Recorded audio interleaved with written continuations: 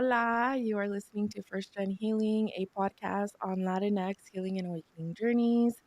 My name is Priscilla Luna, and I am so excited for today's guest. Before we get started, I want to let her introduce herself. Hi, everyone. My name is Lupita Martinez. I am a licensed marriage and family therapist, and I have a private practice located in the city of Norwalk. I work with a lot of young adult professionals of color, typically struggling with impostor phenomenon. So, people that have a lot of self doubt, perfectionism, maybe some struggles with work life boundary, those types of things. I'm so excited about that topic because definitely something that has come up in my journey, and I'm interested to find out how it was a part of yours. So, in this part one, we get to talk about your journey. We will be doing a part two where we're going to dive into this topic, but maybe we can start off by talking a little bit about your background. Yeah, so I am the youngest daughter and only daughter of a family of five. So it is two older brothers and my parents, and we grew up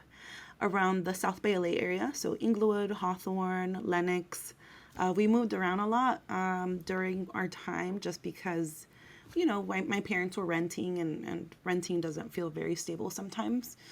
There were some times where we lived with my grandma as well too. So she was very much an important person in my life. She was one of my primary caregivers for a big chunk of my life, along with my grandpa. Mm. We grew up. My parents both were working at a certain point. My mom did housekeeping, and my dad did a lot of the machine operator type of work for airplanes. So he works with bolts, creating bolts for airplanes. And then on the weekends, we would also work at the swap meet. So I was a swap meet girl. I used to work at the swap meet with my parents, very little, like kindergarten to maybe about second or third grade, if not younger Mm. than kindergarten, but that's probably the earliest that I can remember. Do you remember what sought me? Yeah. So we worked at the Alpine Village. We worked at the Pomona Swap Meet a couple of times at Alameda and Alameda, and then Rhodium. We did a couple of times at the Rhodium as well too. So we were all over the place a little bit. My parent or my dad had a moment where he also sold toys at the swap meet. No way. So yeah, and so I'd be like, "Adola, adola." Like I was the less shy, daughter, or I feel like I was forced to be. But yeah, so I have memories of that too. But so cool. Yeah, I remember being forced as well too, like feeling super shy and almost, a level of embarrassment too. And I think that's something that I've been working on as an adult, Mm, just remembering those moments as something that was more happy than anything because I learned so many different skills being a swap meet girl than I can even like imagine now as an adult. Yeah, yeah. I used to like go around and collect cans as well too for my grandma, and so Mm, my mom would have me collect cans, and I feel like a lot of her pushing me like out of my element like really taught me mm-hmm. to have a lot of the confidence to speak in public and to engage with other people as well too. Mm, yeah. Oh, how beautiful. And you said you're the youngest of five? Meaning like my parents are included, so I have two older Okay. brothers. Yeah, two Okay. older brothers, and they were a really big important part of my life. I feel like growing up, they were very much my bullies at a certain point, but Mm, once I hit maybe about high school, they were very much like my older, wise, like people that I would look up to, and they mm, taught me a lot just about taking care of myself and making sure that I'm being responsible. And I really took that home. Like I really took that very personally because even growing up, being the only daughter, I felt like I was treated like a mona de porcelana, right? Like this like little girl that just nothing could happen to her. And my yeah. brothers kind of took me under their wing during high school and took me out to parties with them and would teach me a lot of like the social and street smarts in a way. So that when I Mm-hmm. went to college, I kind of already knew like how to take care of myself, so that I wasn't necessarily those kids that would just go ham, as a freshman and just get super trashed and, were very messy and stuff. Like I feel like Yeah. I think that to my brothers. Were you treated differently because you were a mujer, do you feel? And what were the differences in expectations? Oh, 100%. I work on that stuff with my therapist all the time because I feel like now Mm, as an adult, I'm recognizing this idea of like femininity was different for me. Like I almost rejected the idea of femininity because females were told to stay indoors. Like I wasn't allowed to play like in la tierra, like in the dirt, or like be messy, like couldn't get dirty. Yeah. My brothers were outside playing with like the ball with like the neighborhood kids, and sometimes I feel like my parents would kind of just have me stay indoors, or no, you have to help your mom, and I don't know, a lot of like, Mhm. you build your own memories, and some of the times your parents may not necessarily even remember, or they even may like avoid even talking about it. Yeah. But I remember being told, or being taught, sorry, being taught maybe by like the first or second grade how to cook. Maybe Oh, even wow. younger, because I don't even remember. Like one of the memories that come up a lot in therapy, because I do EMDR therapy, is like me being as tall as like the knobs in the stove, and like learning how to cook, and learning how to cook for my brothers because my mom was going away to work. And then also when she would come back from work, having to serve my brothers like their plates, and having to wash Mhm. dishes while my brothers went to go play video games. So there was a lot of resentment that was built there, of like me Yeah. feeling almost kind of like a maid, and feeling like I had all these responsibilities at such a young age, and resenting that idea of like being female. Like I wanted to be, and I was a tomboy for a really long time because I think I just didn't want to be what my mom's image of a female was. And so there Mhm. was always these like gender, like traditional gender roles within our household. Yeah. So interesting. I think the reason too that I ask is exactly that. You would think that because you're the youngest, maybe that doesn't impact you or hit you since there's two other older siblings, right? My mom was the youngest of six children, and she had four older brothers, one older sister, and then her. And she too has those memories of like needing to serve her brothers, right? But imagine there's so many years in between and still it gets to you guys, it impacts your childhoods. Yeah, yeah. And I Wow. remember having like conversations with my mom even now, like recently. We'll have conversations about that. And it's really nice because I feel like because I've been going to therapy, like I don't feel as triggered in having these conversations, and don't feel as aggressive when I have these Yeah. conversations with her. So Yeah. then I go in with this idea of like wanting to hear her part, and wanting to like accept her part without necessarily feeling it as being wrong, right? Because that's all Mm. she knew. And so being Yeah. able to hear her out has also helped her hear me out.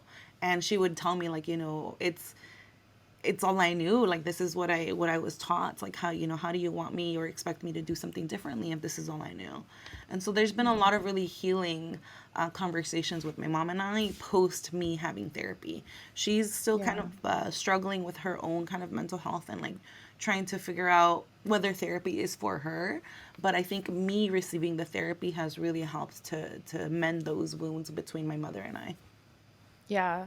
Yeah, I think you mentioned something super important. It's like it's already been processed a little bit, right? And so that the energy that comes behind it isn't as strong, maybe. It's already been managed, let's say, elsewhere before you bring it to the table. Yeah, exactly. Like you're able to emotionally regulate yourself so you can even have these conversations versus coming in with it in like attack mode. Mm-hmm. And how do you think all of these different factors that you've mentioned impacted your first gen experience? Having these older brothers that are kind of maybe paving the way in some aspect, but also lacking stability a little bit in moving and maybe not. You mentioned your grandma, so I'm assuming she kind of held a parental role in your life as well. So, what can you tell us about, yeah, like your first gen experience growing up?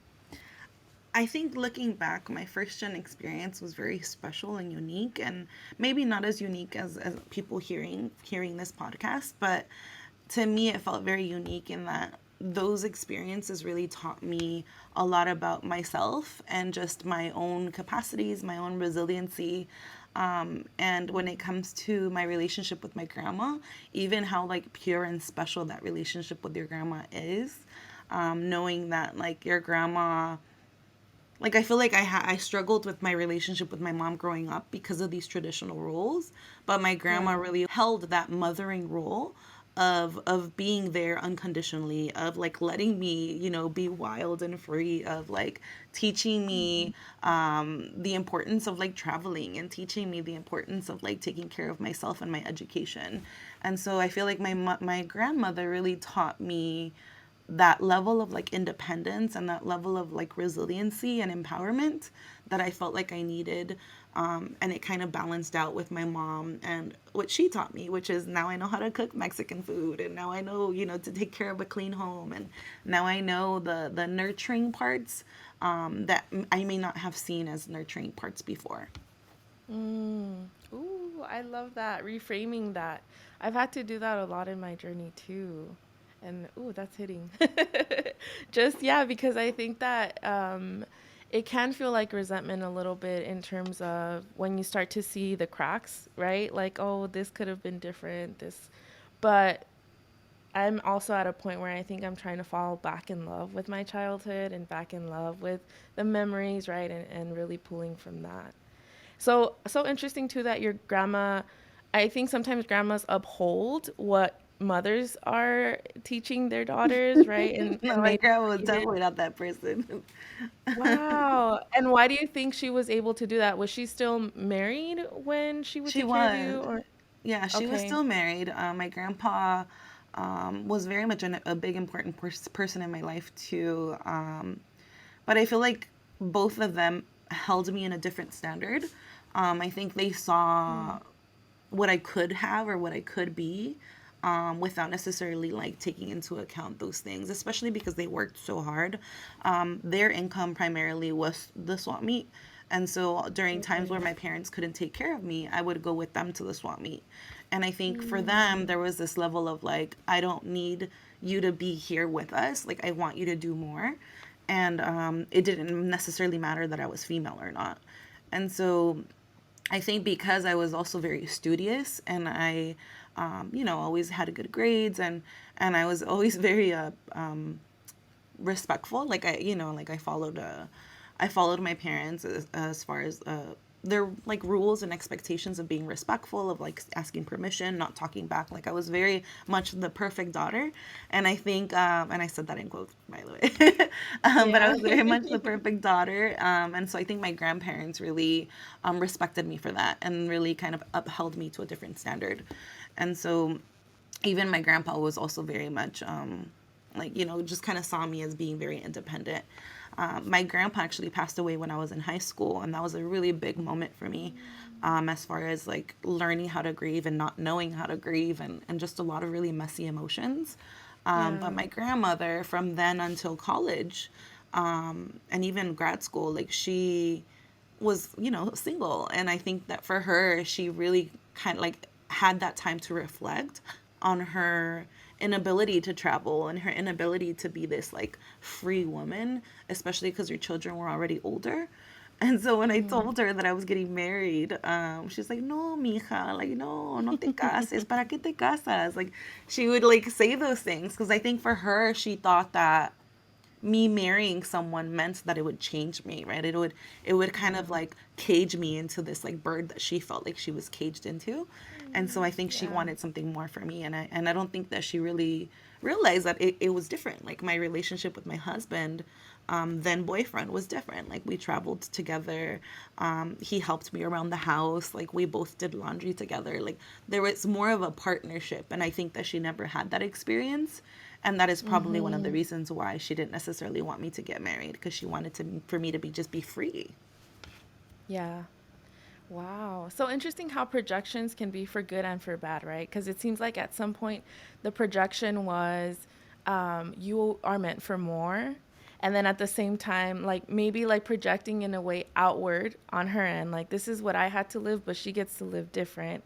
And Yeah. then on the other end, thinking like, oh no, but then marriage would be exactly how it would be for me. So kind of projecting inward. Yeah.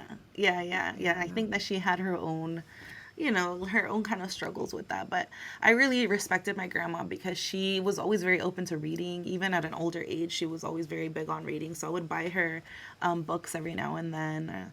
or go and have like tea with her on Fridays and like just really have a nice connection with her, because I really felt like she was like an older version of me. Like she really appreciated books, and I Oh. love books. And my last book that I gave her was The Four Agreements, and she was really Hmm. big on that book. And I think that that was one of the things that we really connected with. I think the more I listen to stories, I just see such beautiful aspects. Like you had this like relief in a way from, maybe what you like had your grandma not been there, you would have received such a different experience maybe, but you had this balance, right? It was kind of like a little chip in your shoulder, a little different voice that you were hearing that maybe was creating some momentum there that I wonder if we're going to see reflected in your journey. So, this podcast is about healing and awakening journeys. What do you resonate with most or both? And when do you think that actually started for you? So first of all, I really appreciated this. Like I know you sent this to me beforehand, and it really felt very healing. Just even being very reflective. As I'm thinking about like healing versus awakening, I think that I resonate more towards the healing. Maybe because Okay. I'm going through my own healing journey as well. Doing EMDR on my own, and really trying to understand my own childhood trauma. But one of the things Mm, that I think those moments that stand out for me are like what I kind of talked about, right? Like this idea of having to withhold a certain standard, and like being, the perfect daughter, and not being able to get messy, or go outside. One of the big moments yeah. that stand out in my journey is actually getting caught sneaking out of my house. I Ooh. got caught in high school sneaking out, or actually I got caught. So the story, I'll fast forward, but I'll give you a little bit of snippet. Yeah. So I used to sneak out of the house because my parents would never, or not never, but they would rarely let me go out with my friends because of whatever reason, right? I think their fear was that I was going to end up being a teenage daughter who Um, was pregnant early on, yeah. especially because my parents got pregnant at the age of 16. So I think that was one of their big fears Wow. of me Yeah. getting pregnant at a young age, like being a teenage, daughter that was pregnant. So I would sneak out, and one of the days I would have like a whole system. Like I would turn on the alarm at a certain time and put the pillows under, or turn off the alarm at a certain time, put pillows under, and then I would like it was like a whole system. Wow. And one of the days I kind of like I slipped up, and I didn't necessarily told my system because they were outside and they were like honking, and I'm like, they're gonna wake someone up, like I gotta hurry up. And so I left, and I forgot to Mm. turn off my alarm. And back then you didn't have your phone as your alarm, you had like an OG like little alarm clock. And so I ended up accidentally spending the night at my friend's house, and my alarm clock went off. And my parents went into the room, and they realized that I wasn't there, and my alarm clock had gone off.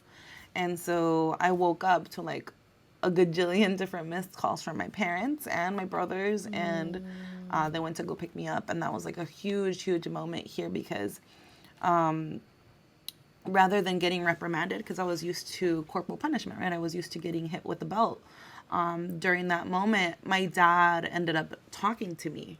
And that was one of the first times where he was like, I remember him saying, like, I don't know what to do with you anymore. Like, we do this and that it doesn't help. Like, what am I supposed to do? And he almost kind of like had this level of like a feeling defeated in a sense, like if in him like having this conversation with me. But that conversation actually was a huge turn for me, because I felt like I no longer was going to get hit. Like I was no longer like now I was going to be Mm. treated with respect. Now I was going to be, having these levels of conversations with my parents. And after that, like Wow. it was almost kind of like, okay, like I can now chill. Like it was almost kind of like my version of like, fuck you, like I'm gonna do whatever I want. Because Yeah. you're not treating me with respect, or this respect that I thought I needed as a teenager. And then that conversation really kind of, switched the narrative a little bit. So interesting. Like you weren't being seen in a way, right? Like by Yeah. your parents. Yeah, because Mm-hmm. there was really no flexibility, or at least that's how I felt, right? That there was no level of flexibility. Because Mm-hmm. I think if you ask my brothers, they would probably tell you something different. They'd say, like, no, you got to do more than we ever did. And they Yeah. still say that, right? And I think that for me, I mean, I don't know their story, but that's how I felt in my experience. And so I think after that conversation, things kind of switched in me, because it no longer felt like resentment and anger towards my parents, and more of a level of understanding, because I now saw that they were also feeling defeated, that they didn't necessarily know what to do, that they weren't necessarily just doing things because they wanted to or because of the power and control, and more because of the fear that they experienced of like wanting to make sure that I was safe. Yeah. I'm also right now thinking about like how important it is to have tools, right? So maybe as parents to have options, because I think that maybe our grandparents, for example, their options were hitting and then hitting harder and more often, right? And causing more kind of like trauma essentially, to see if that would hold back behaviors that they didn't want to see.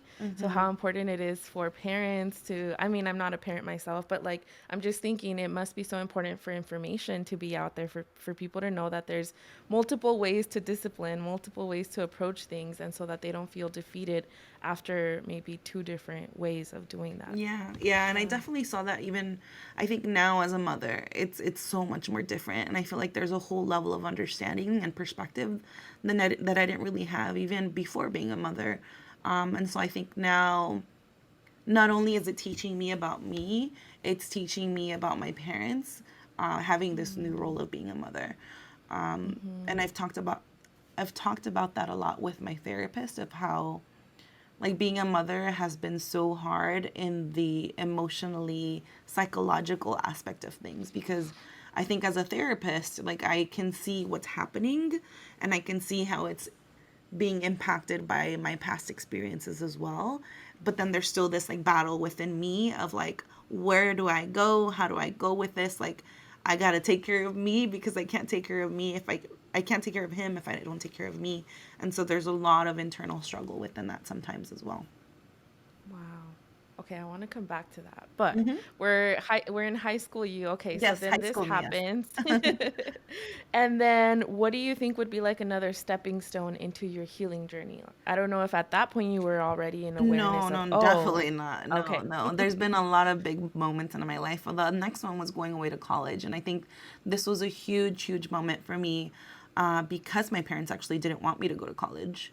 Hmm. They wanted me to stay home, and, just go to a community college nearby. But I actually got accepted to Oh, UC okay. Berkeley. And one of my aunts was like really trying to like advocate for me to go, and finally Mm, convinced my parents to allow me to go to UC Berkeley. And I think for me that moment that stands out a lot, because I was very much used to being around brown and black folk in like the South Bay LA area. And then going away to mm-hmm. Berkeley, like I was exposed to so many different ethnicities, primarily Caucasian and Asian. And so it was a huge, huge culture shock. And it was also my first time away from my family. And even though as a teenager, like I wanted to like leave already, I think being away really Yeah. gave me that opportunity to miss them, and to appreciate them Mm-hmm. too. Like to appreciate the safety that I felt within my family, to appreciate my Mm-hmm. mom's home cooking, to appreciate all the things that both my parents did for us. So I think being away taught me a lot of that, and then also being in college, being the only like Latina, or one of four of like 500 that was brown, was like a huge culture shock, and one of the main reasons why Yeah. I now focus on working with imposter phenomenon, because there were so many times when I was away in college where I would call my parents or my brothers and just like crying and saying like, I can't do this, like I don't belong here, like they have this, they have that, and I'm having to work and I'm having to do all these things just to even be Yeah. here, and I felt like I didn't necessarily belong. Yeah. Do you think that so I'm trying to picture, you go into college, you start to see the differences. Was it primarily like feeling like you don't fit in culturally, or did it go beyond that? Beyond that, for sure, it was cultural, it was academic, it was social economical, it was like experience, life experience. Like there was just so many different things, because even when like first of all, like culturally, yes, that was a big one, right? Like I was definitely the only brown girl. Like there was no doubt about it. And I noticed that I would sway towards like hanging out with other people that looked like me too, because that felt safe to me. So I joined Hermanas Unidas. Like I was a part of Osos, which is like a softball intramural softball team that was all Latinos as well too. And so I felt like I created my own communities within college. But because of that, I didn't really experience a lot of the other things. I was so afraid that and I felt so out of place that I just kind Yeah. of went there and just never really explored it out. And I think that's one of the things that I regret about college, right? Like being able to go and meet other people outside of my ethnicity. That's one thing. Economic, like social economic status, huge one. Yes, my community, I felt safe with my community, but outside in classes, like, individuals were able to afford tutoring. Individuals were able to, like, not have to stress about going to financial aid office every now and then because I wasn't getting paid out for my scholarships or things like that. Or, like, Yeah. needing to pay for books and, like, how stressful that was to even pay for books and having to figure things out and, like, having to contact my parents every now and then and say, look, like I need more, and like getting backlash from them. And I'm just like feeling very stuck because I didn't financially fit the mold of what, other students may have fit. Yeah. That was one of them as well. And then with life experience, I think I felt like I came in with the street smarts. Like I came in with like not necessarily like trying to challenge people or not trying to like be in people's faces. Like I was just trying to stay in my lane, go to school, do my thing. But I think because I was brown, like I remember the first week of school, like someone came up to me and was like, "Hey, do you want to smoke some weed?" And I'm like, "Nah, like I'm good, thank you." It's like, "Oh, all of a sudden you're too good to smoke weed with us." And then he'd be like, "Oh, so you're gonna like invite your cholo friends to come and beat me up now?" And like things like that, where it was like I felt very much like accused and like felt like people had assumptions of who I was because of the way that I Yeah. looked, and not Yeah. necessarily like filtering themselves versus myself, like trying to just stay in my lane and do my thing and still Yeah. not being able to avoid those types of conversations or accusations or just uncomfortable situations because yeah, there's still racism and there's still microaggressions and just ignorant people. Yeah. I in middle school I moved to a predominantly white area too, so I'm definitely like feeling the the similarity there. Where I'm like, yeah, I remember one of the first comments I got was like, "Oh, you're Mexican. Is your dad a gardener and is your mom a prostitute?" And Jeez. I know, and I was like, "Wait, what?" Like, cause I came from East LA. It was like 99.9% Latino, the school that I went to, and at in East LA, there weren't gardeners, first of all. So at least that I saw, like in the areas that I live, like there, it's not like you have a gardener. No, you do your So own when I gardening. came here, yeah, like what? So then when I came here and I heard that, I was like, first of all, I don't get that one. Like, but it sounds like you're trying to be mean to me. But the prostitute one, I was like, even that, like what? It catches you off guard when you start to hear that, right? And especially too, you're noticing the difference and then they kind of like make it known that, yeah, you're different. Yeah, you stand Yeah. out a little Yeah, bit. there was even comments of like, "Oh, you went to Berkeley? Like you're going to Berkeley? Like you must have gone to Berkeley Mm. because you're the person, Oh, the number that they needed or like the brown face that they needed." And so there was a lot of that too, right? mm-hmm. Of almost kind of like dismissing my experience and dismissing my academics and everything because, they see me as brown Wow. and that's the only reason why I got accepted according to them. Yeah. Wow. What were you studying? Were you on the path to become a therapist then? Yeah, so I've always wanted to be a therapist. And by always, I mean like since high school, because I did take an AP or a psychology course and then an AP psychology course. And it was just one of those topics that really intrigued me. I did go into, I went, I think, as a sociology major, but I knew I wanted to be a psychology major. But it was, I needed to apply to get into the psychology program within Berkeley.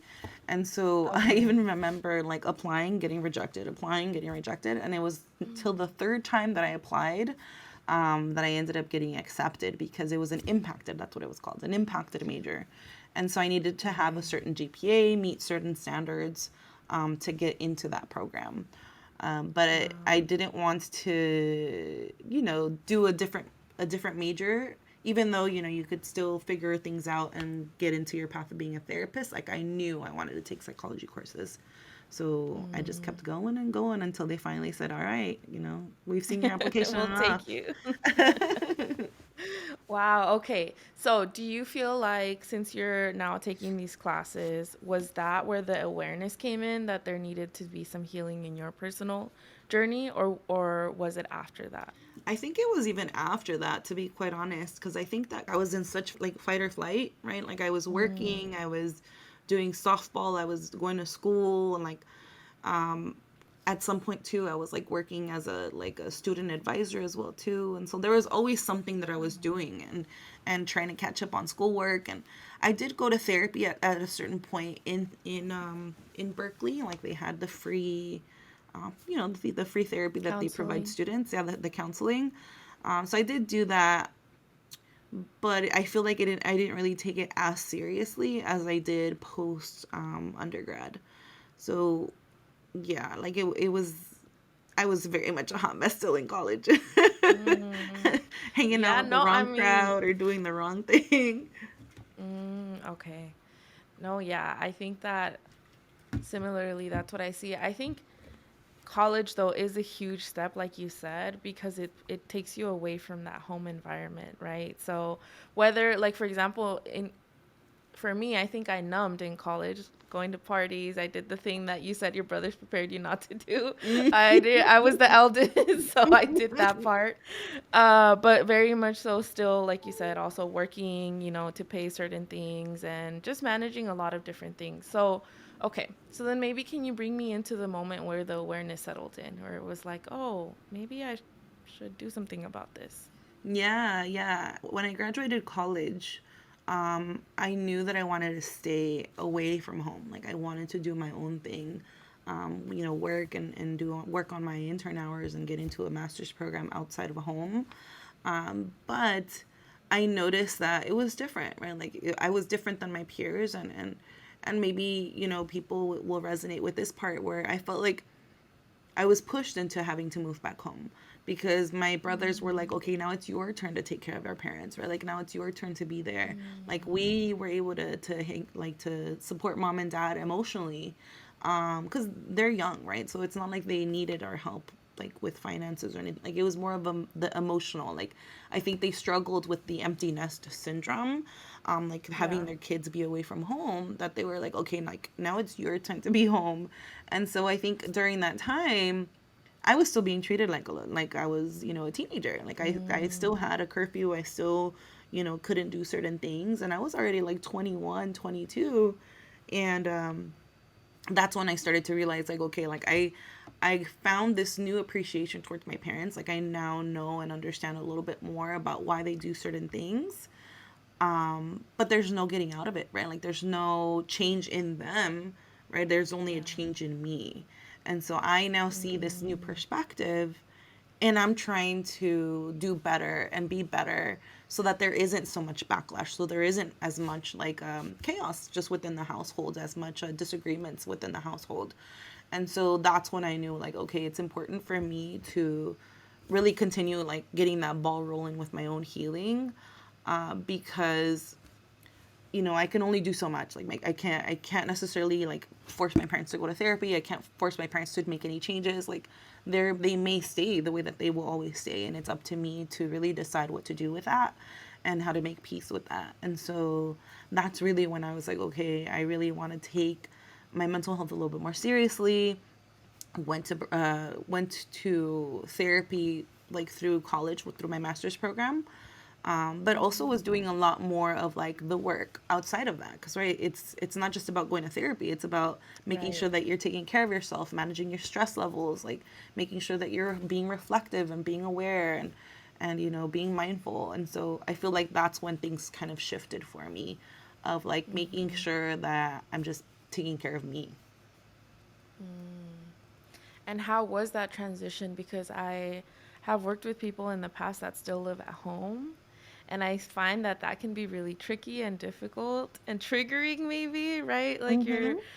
especially even just the therapy part where you have this really maybe um good conversation where you can release and it feels like, okay, I let it out, I got some feedback, and then boom, you're back home. So I think Yeah. that that can be like a hard, thing to manage. Yeah. So what do you think was like your approach, or what happened as you started to shift your perspective?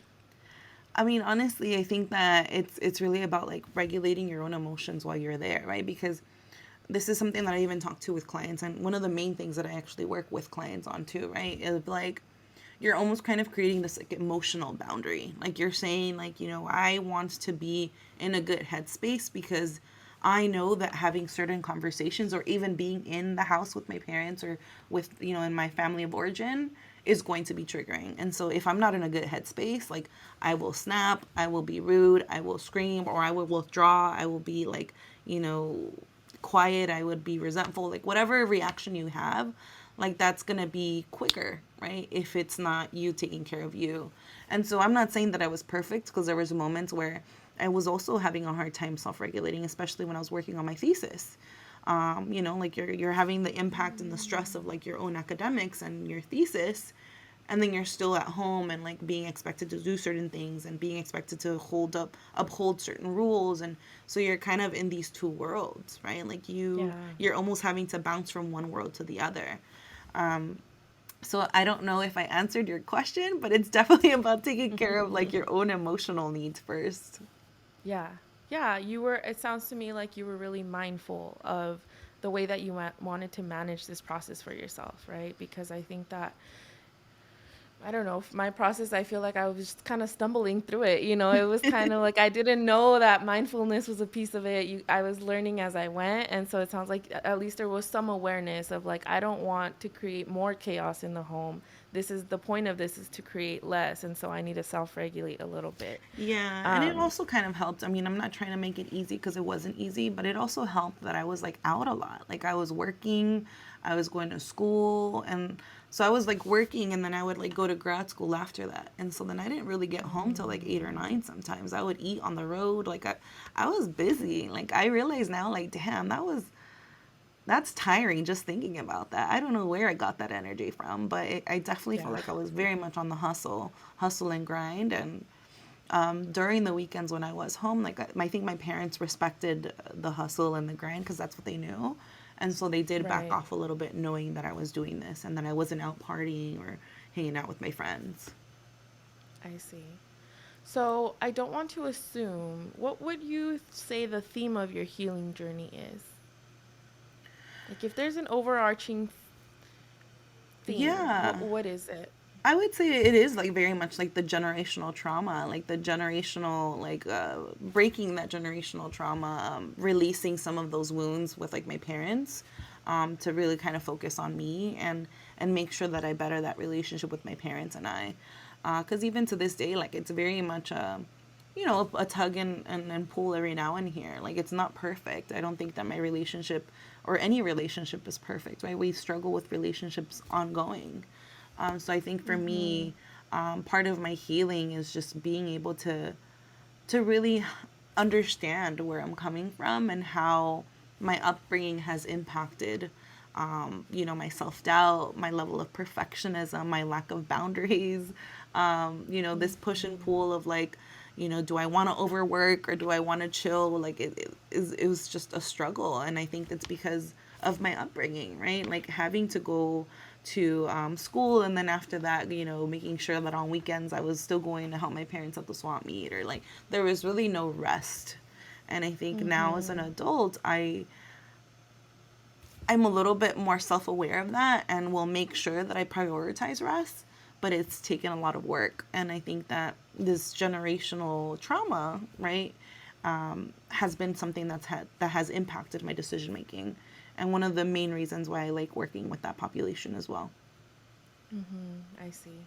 Yeah, it sounds like a big piece of it was relational and maybe communication too, right? Like Mm-hmm. learning to communicate, and whether it's what's happening internally, but also within your relationships, like your parents. Mm-hmm. And I don't want to like not hear about how, if you've been able to let that girl, that inner niña, like run and be free and get dirty. Like, how have you, because unfortunately we can't go backwards, right? We can't go back to our childhood and let her free and let her be wild.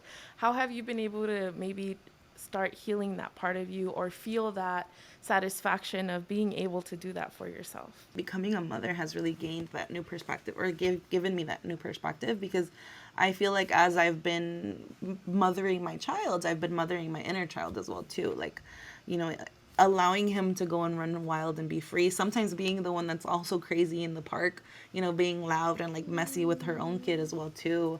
Um, I feel like one of the things that growing up, my mom used to always say, like, put your shoes on, que estás descalza, like, like you have to have your shoes on.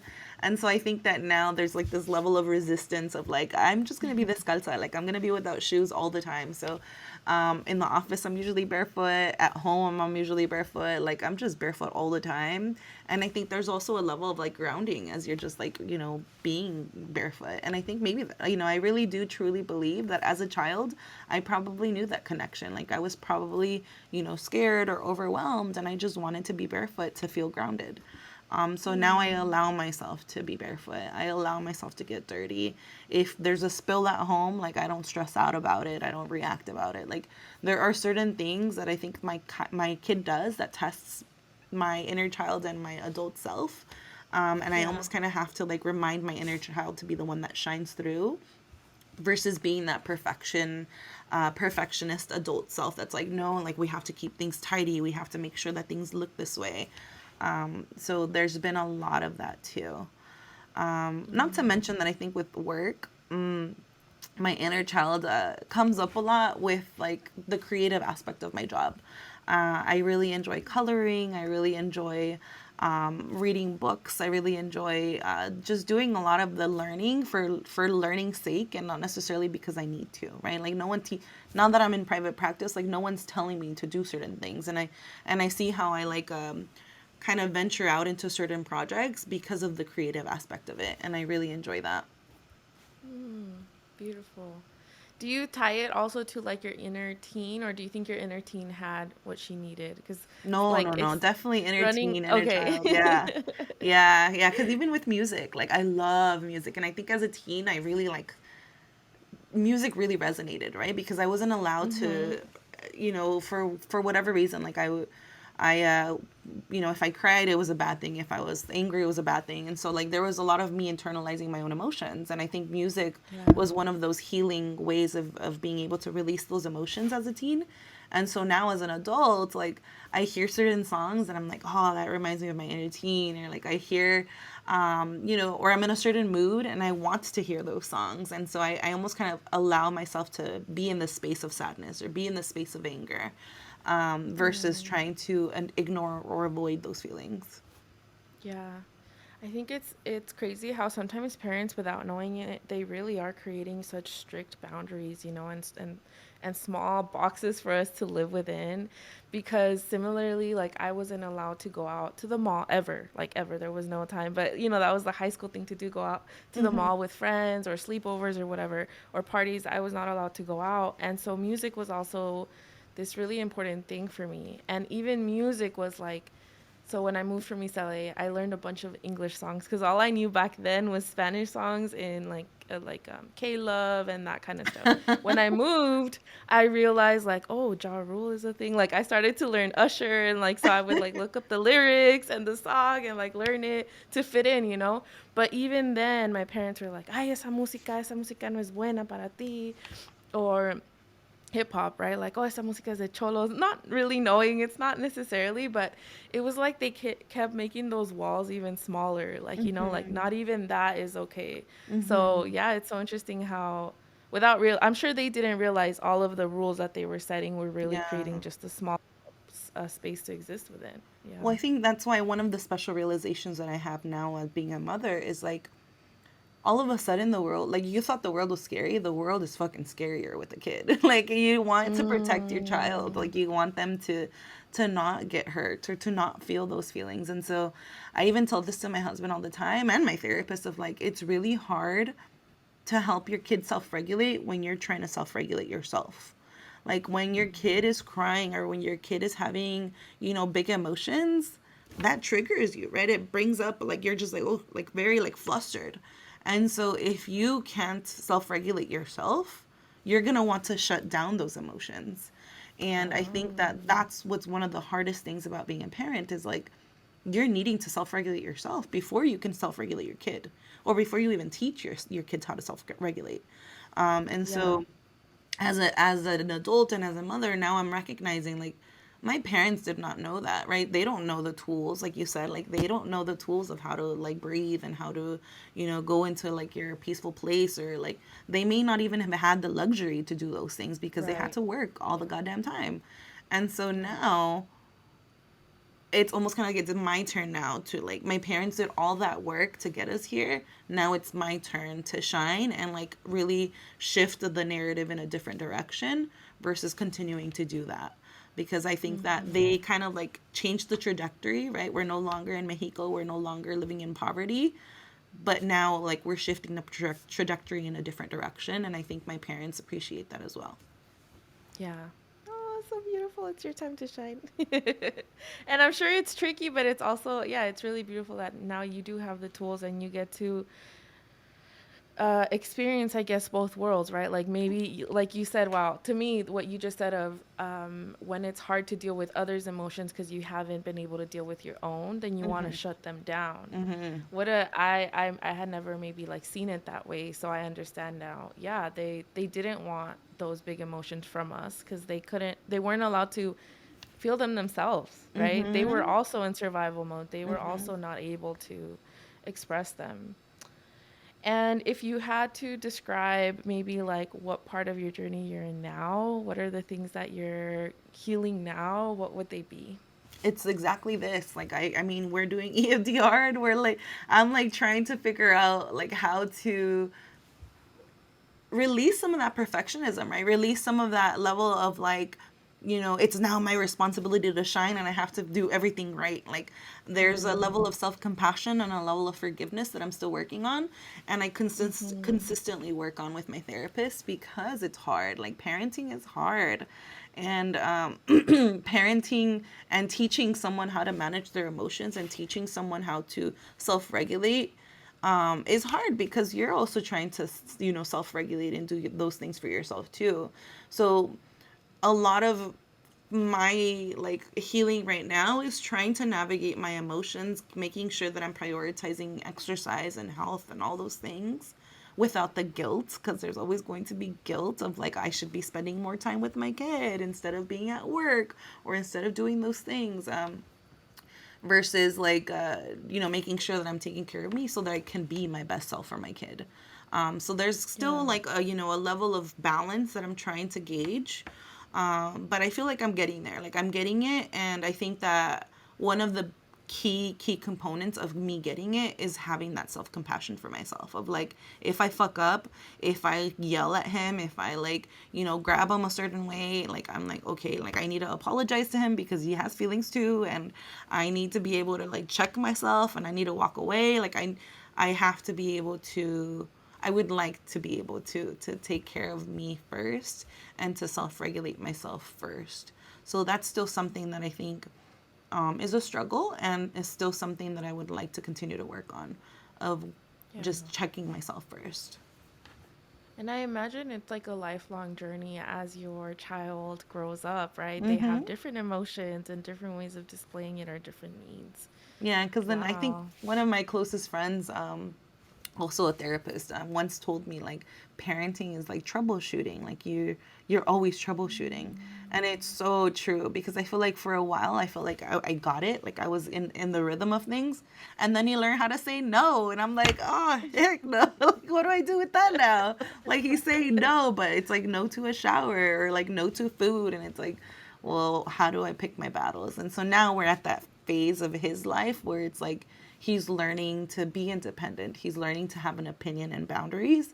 And like, how do we Mm-hmm. respect those, and teach him about boundaries while still making sure that he's getting his, needs met, like that he's bathing himself and that he's eating. And so there's that struggle now. We're in that phase Yeah. of his life and our life as a family. Yeah.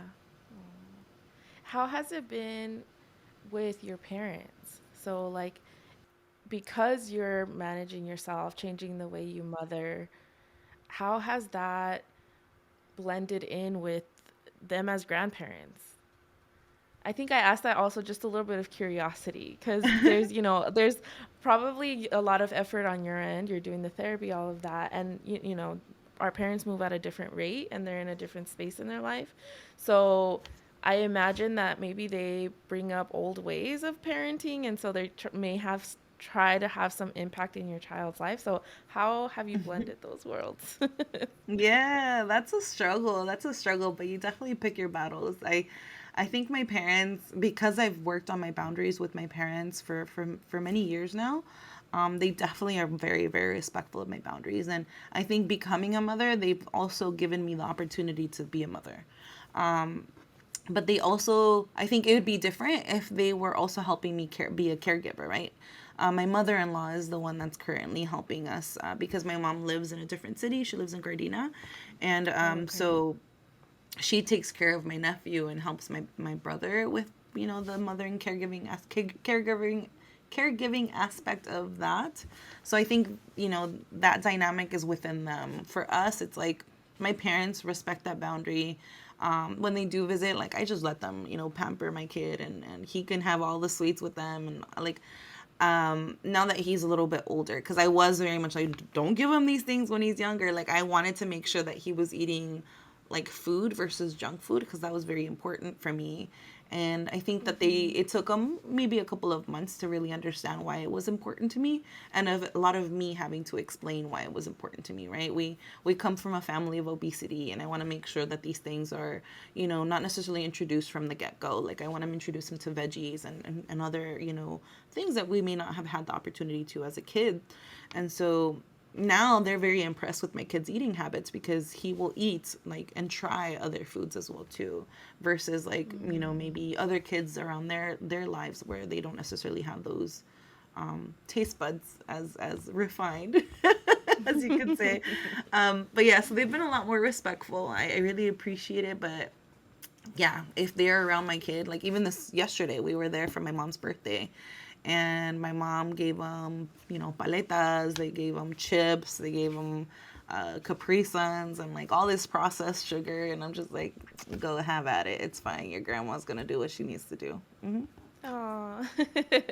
Giving her some space to an agency is what it Yeah, sounds yeah, like. yeah. Because I Yeah. think it's important, right? Like that's their way of showing love, and I Yeah. know that, right? Like that I know that for them it's exciting to be able to afford those things to give to their grandchildren because maybe it wasn't as aware, or sorry, it wasn't as available when we were growing up. Yeah. Wow, I see. Well, thank you. That was more out of curiosity for me. Because I'm always thinking that, like, oh my gosh, even relationship with parents as adults is difficult and it's tricky. And there's different, like you said, you start to pick your battles and you're like, what's worth bringing up and not. And so I've always thought of like that next phase of like children, how that plays out. But I Yeah. think it's a lot of the same, right? Like self-regulation, noticing what comes up. When I mentioned the food stuff, right? Like I had to often tell them like these are the reasons why it's important, and sometimes they wouldn't understand and they'd be like, hi Lupe, like she's being super like especial, and like I Lupe this and I Hmm. Lupe that. But I think that now they're seeing it, and I think now because of the way that my kid eats, like they're recognizing that. Because sometimes like you'll give him like chocolate and an apple, and he'll choose the apple over the chocolate because he still doesn't really know or understand what chocolate is, and he Yeah. does prefer the fruit versus the candy. For a while, they were scared, right? They were scared that he was gonna choke, or Mm. scared that so they were often like very much hovering around him, and I just kind of be like, just let him be. He's fine. He'll tell you when he's full. Like you're fine. And so there was a lot of that too for them of needing to kind of let go and trust in a little child of like, I'm full, and I know how to eat, and I'll spit it out if I'm choking. Yeah. Wow.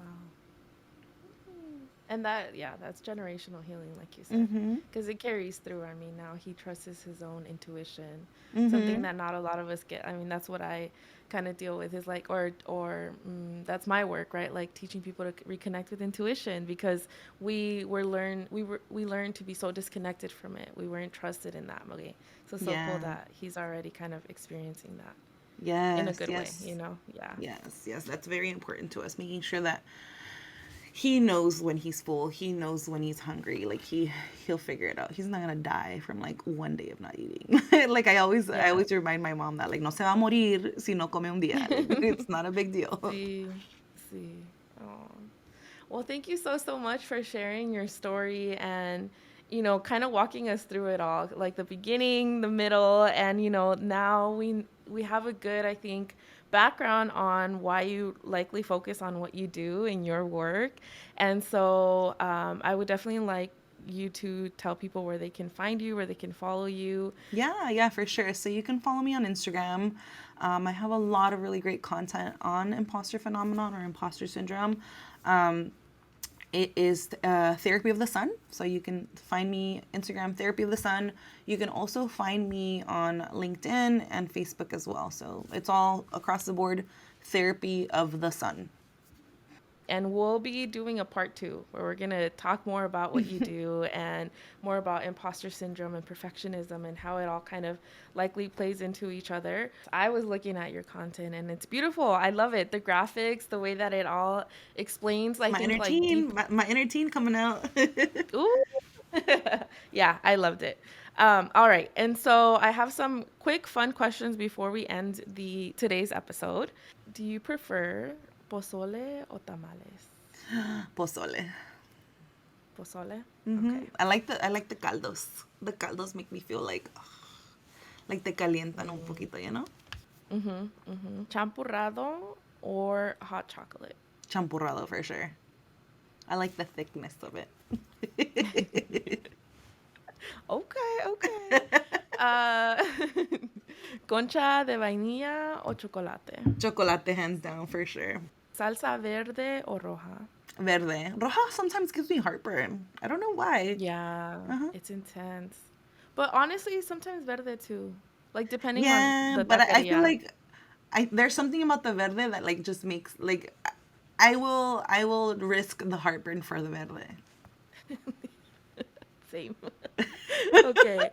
And if we're pulling up to your favorite taco place, like this is like where you're like, I love their tacos. What is your taco order? Oh man, you're good. Okay, this is a little excessive because so usually I'm with my husband and we legit like go ham. Like I'll have a usually like burrito de lengua. So I'll do a burrito de lengua. I'll do dos tacos del pastor y dos tacos de asada. And then he usually gets like his tacos and then like some sort of a quesadilla or mulita. And we share all of that. Like we go ham, yeah. And then we get our aguas frescas too. Ooh, yum. Jamaica or chata, which one? Horchata. But so I'm very picky with my horchata. So sometimes like I will almost like it kind of triggers me in a sense. Like I'm just like, oh, es de Oh, polvo. Like I'll get super like like special about it. Like it has to be yeah. hand like you know Real real horchata. horchata. Yeah. Yeah. No, I get you. Like Jamaica, they're so tricky because they always do the boing or these like fake, aguas frescas. So I feel you. All right, guys. So now you know if you ever want to buy them tacos. I mean, that's going to be an expensive, expensive treat. Yeah. But now we know. Okay, pues. Well, thank you so much for being on the podcast and for sharing your story and for what you do. Like I said, I was checking out your content and I was like, oh, I love how you break down. I think what topics that can have so much depth into very simple graphics, and kind of like give a lot of tips and tricks. So I'm definitely excited for part two, and you guys just stay tuned for that as well. And before I close it out, is there any message that you have for our first gen listeners? Yes, there's a really, really special quote of mine that my grandma used to always tell me, which is just like, ten paciencia, like, todo pasa su tiempo. And so, like, just having patience and making sure, like, there's just kind of trust, right, that things are going to happen on their time. I think that's been a very grounding just memory of my grandma, and I want to gift that to the world. Oh, thank you guys for listening to this episode. If you found it helpful, make sure that you share it with your amigas, amigos, amigues. And remember, first gen, that I love you, I love me, and I can't wait for you to love yourself.